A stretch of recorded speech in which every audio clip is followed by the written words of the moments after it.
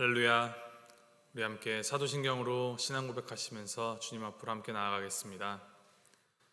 전능하사 천지를 만드신 하나님 아버지를 내가 믿사오며 그 외아들 우리 주 예수 그리스도를 믿사오니 이는 성령으로 잉태하사 동정녀 마리아에게 나시고 본디오 빌라도에게 고난을 받으사 십자가에 못 박혀 죽으시고 장사한 지 사흘 만에 죽은 자 가운데서 다시 살아나시며 하늘에 오르사 전능하신 하나님 우편에 앉아 계시다가 저리로서 산 자와 죽은 자를 심판하러 오시리라.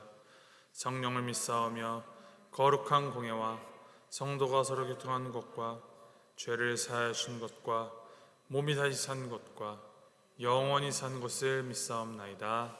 아멘. 함께 찬송가 290장 함께 찬양하시겠습니다. 찬송가 290장 우리는 주님을 늘 배반하나, 우리 함께 찬양하시겠습니다.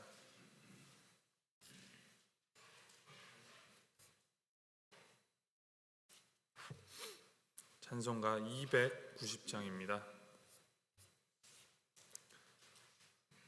함께 찬양하시겠습니다.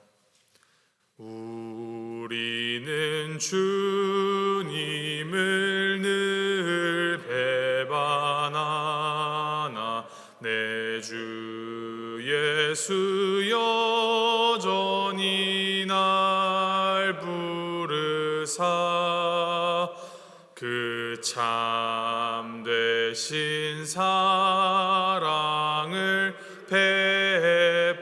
베푸시나니 내 형제여 주님을 곧 따르라. 주 널 위해 비네 주 널 위해 비네 주 널 위해 비네 항상 비시네. 주께서 풍성한 은혜를 내려 내 영혼이 나날이 복받으니 주 예수를 너희도 구주로 섬겨 곧 따르면 풍성한 복 받겠네. 주 널 위해 비네 주 널 위해 비네 주 널 위해 비네 항상 비시네. 무거운 짐 지고 애타는 인생 주 예수께 돌아와 곧 쉬어라. 내 주 예수 너희를 돌보실 때에 참 복락과 안위가 넘치겠네. 주 널 위해 비네 주 널 위해 비네 주 널 위해 비네 항상 비시네. 아멘. 하나님께서 오늘 우리에게 주신 말씀은 창세기 27장 1절에서부터 14절까지 말씀입니다. 창세기 27장 1절에서부터 14절까지 말씀 우리 함께 교독하시겠습니다.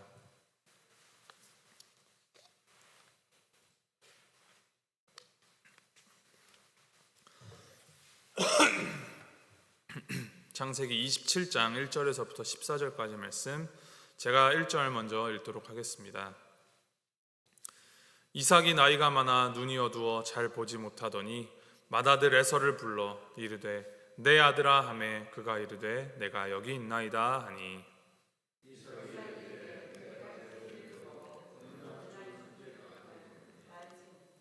그런즉 내 기구 곧 화살통과 활을 가지고 들에 가서 나를 위하여 사냥하여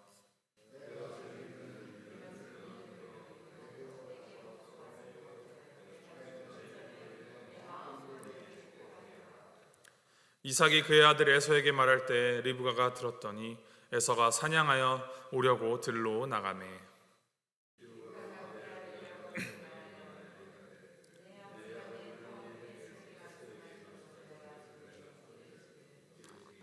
나를 위하여 사냥하여 가져다가 별미를 만들어 내가 먹게 하여 죽기 전에 여호와 앞에서 내게 축복하게 하라 하셨으니,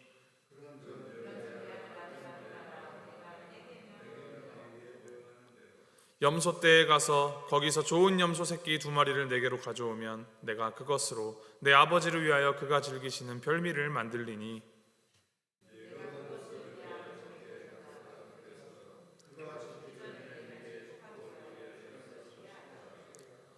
야곱이 그 어머니 리브가에게 이르되 내 형 에서는 털이 많은 사람이요 나는 매끈매끈한 사람인즉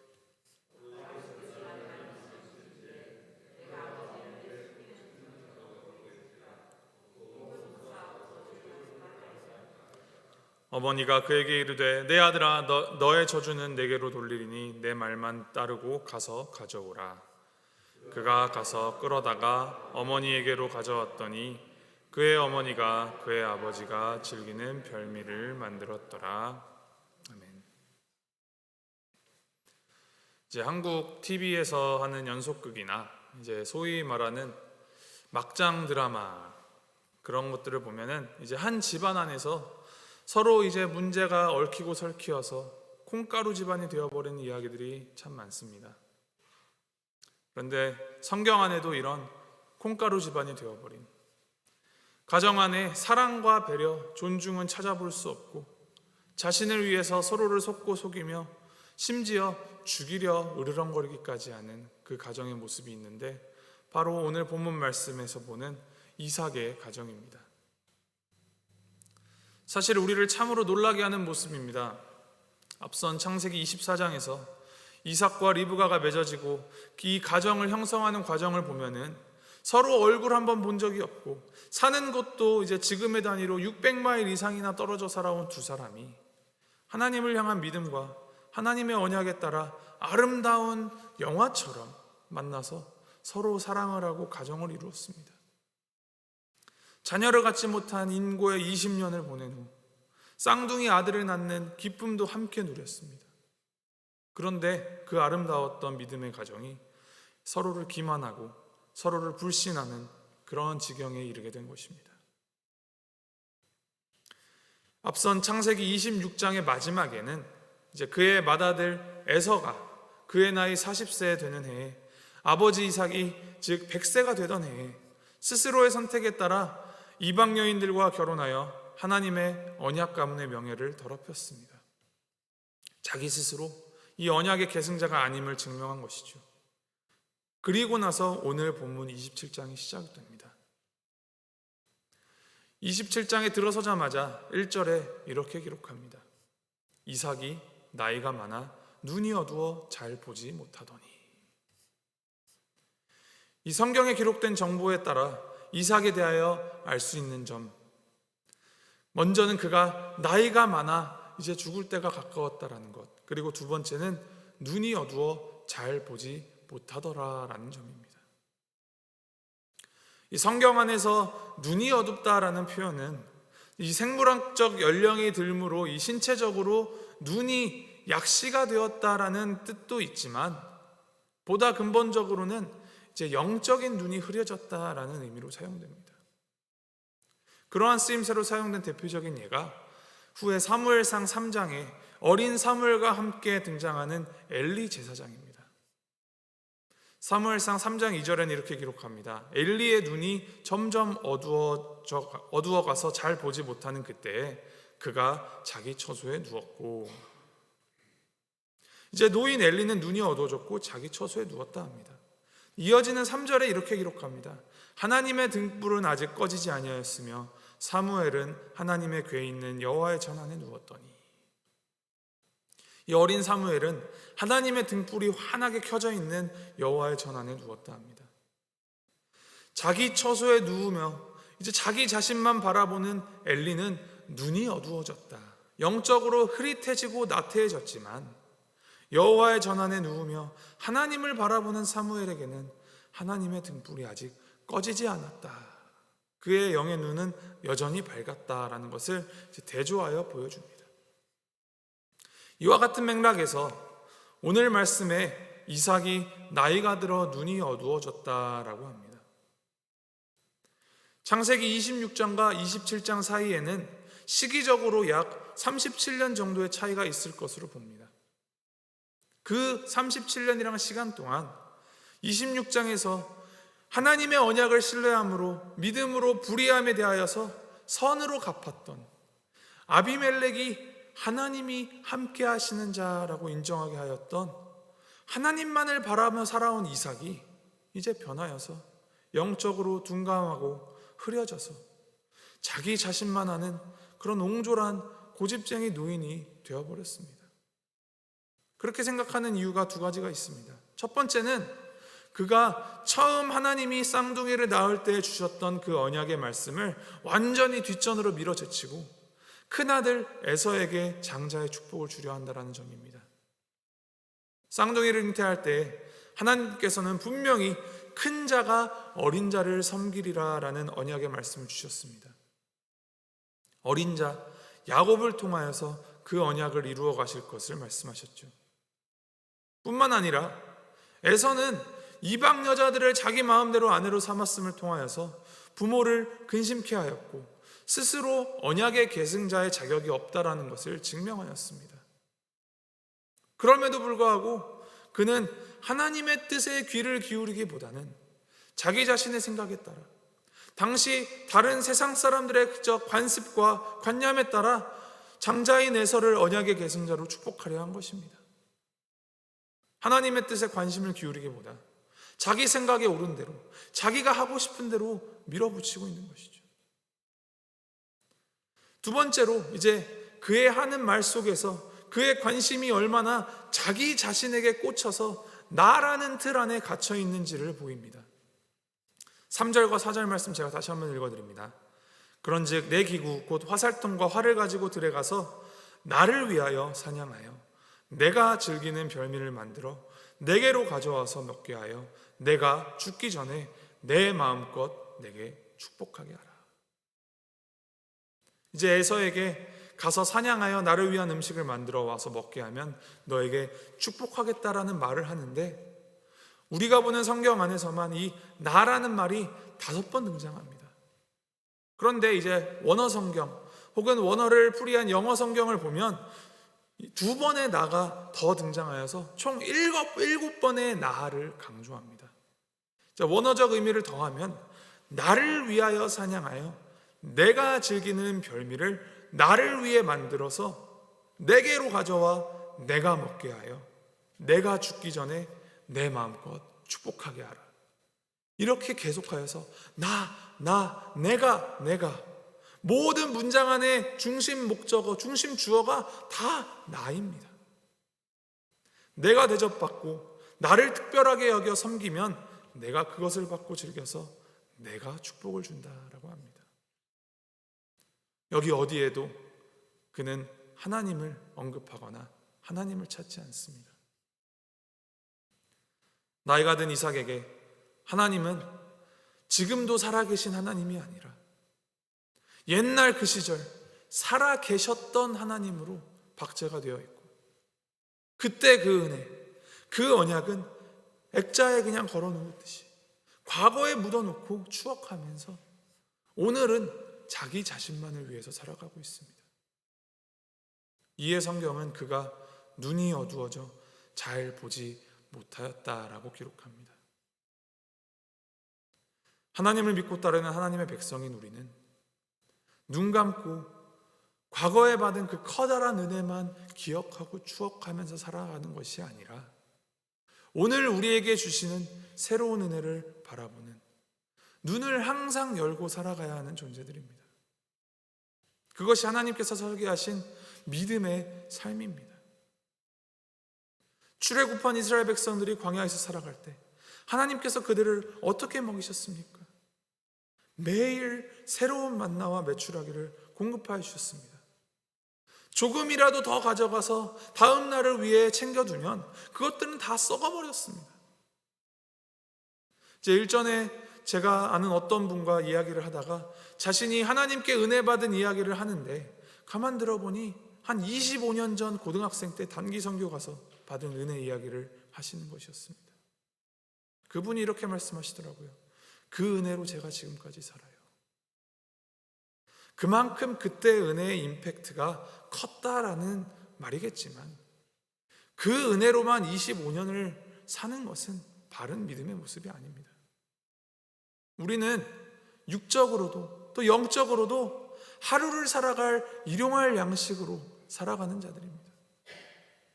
과거에 받은 은혜가 크다고 오늘의 은혜가 필요 없는 것이 아닙니다. 오히려 오늘 더 큰 은혜가 필요합니다.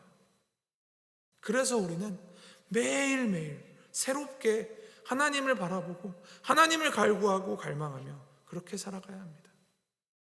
그것을 놓는 순간, 우리의 눈을 닫아버리는 순간 하나님은 뒷전으로 밀리고 나만을 위한 삶이 되어버립니다. 축구 경기 전후반 90분 잘 이겨내다가 막판에 골 먹으면 패배합니다. 경기를 집니다. 그러면 그 경기는 아무리 그 과정이 좋았어도 결과지에는 패배 두 글자 남습니다. 5절 6절에 보면 이제 리브가가 이삭이 에서에게 하는 말을 엿듣습니다.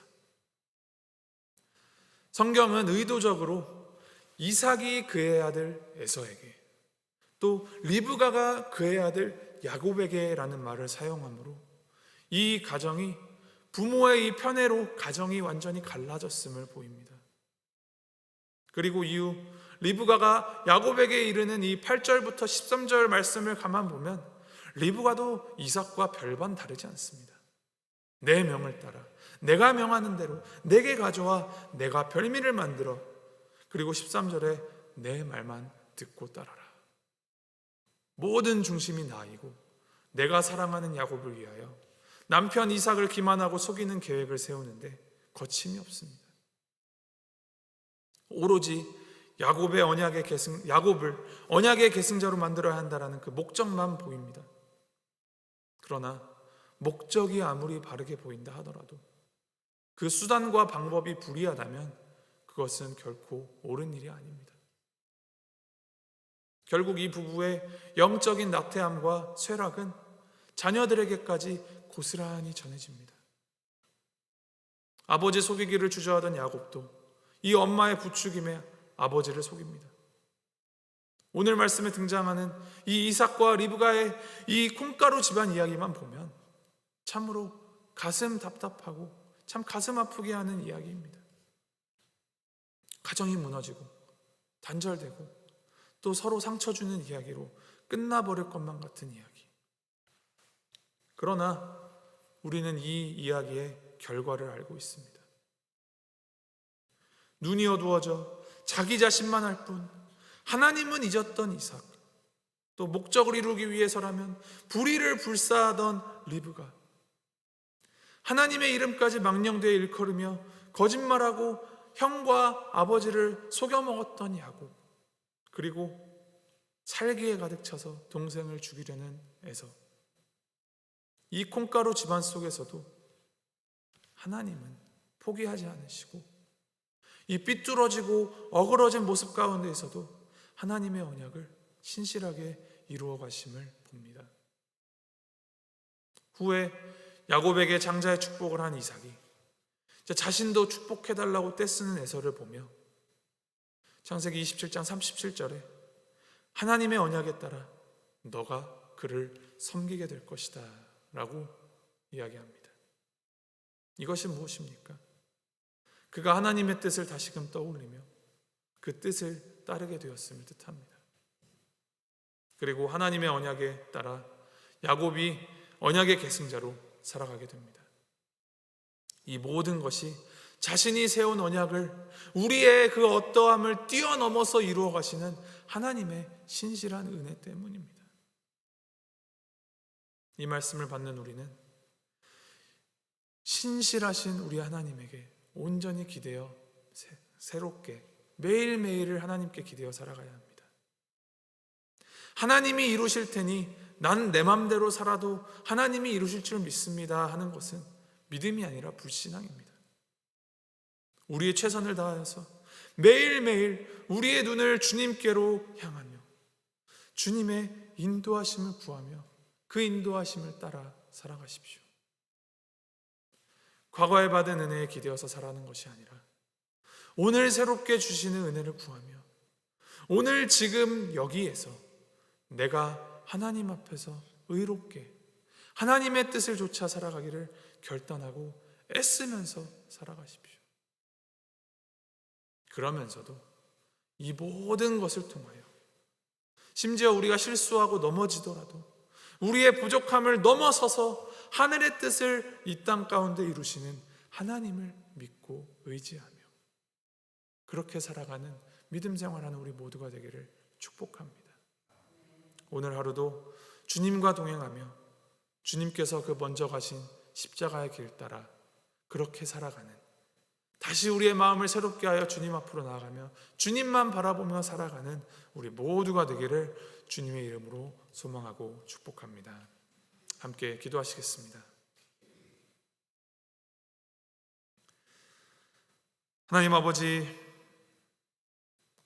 하나님께서 세우신 그 언약을 우리의 허물과 부족함에도 불구하고 그 십자가 언약에 근거하여 우리를 구원하여 주시고 은혜를 베풀어 주시니 주님 감사드립니다.